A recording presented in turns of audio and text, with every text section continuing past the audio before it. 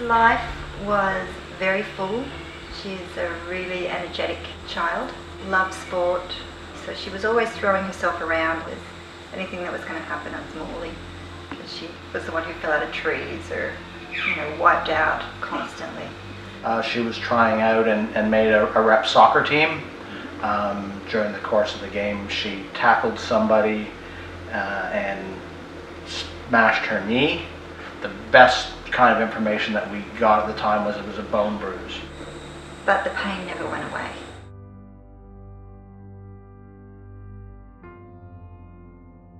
It was just this cycle of unresolved illness. Unknown. It was almost like there was death in the house. She said she felt like she couldn't remember what it was like not to be in pain. She couldn't remember what it was like to be able to move her body. And she was in so much pain she couldn't watch TV, she couldn't read.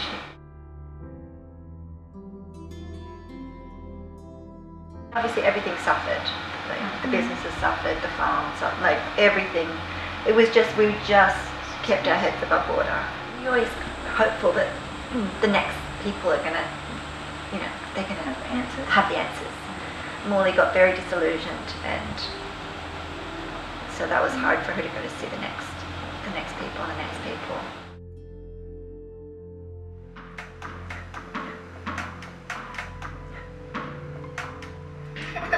So we met Morley at the end of, around Christmas time actually, and the family had already had a year of this pain and disability for Morley. So she came to us on crutches.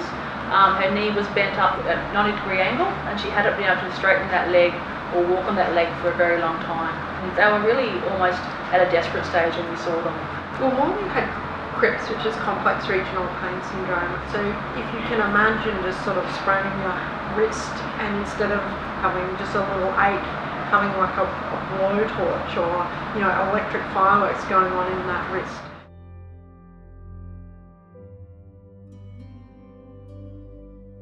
To hear them say that we're not going to kick you out, doesn't matter how long it takes, we're going to work this out.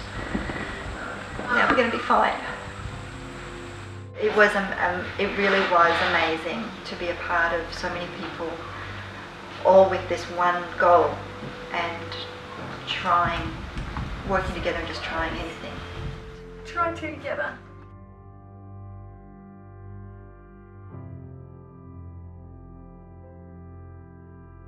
There was an exercise room next to our room in the hospital that she could go in and access whenever she needed to do her stretches and things. And she hobbled off there, and the next thing she came back in about half an hour later and said, "Watch this," and just pushed her whole leg to the ground. And that was, I think, the biggest breakthrough.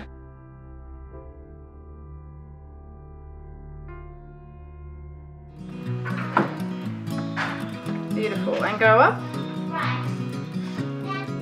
And coming forward. She's back doing everything that she used to do. Just the other day, her family sent through a photo to the whole team of her and her two sisters on horses. So the family, even a year or so later, still staying in contact with us. And it was just wonderful for the team to see Morley back on her horse and riding again. Even if it's just awareness, forget finding cures, just a recognition that this is something that deserves to be acknowledged. That was the big thing. The worst part was just not being acknowledged and being looked at like you're a faker or you're a hypochondriac. That's awful. That's almost worse than the whole pain and everything that goes along with it, just not to be recognized and understood. Oh, I love that. What do you think life would be like now if you hadn't found Skip? It's really hard. I don't think we'd ever do it.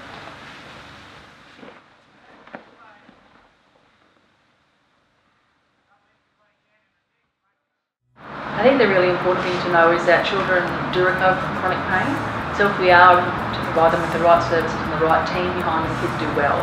And I think that's really important to know.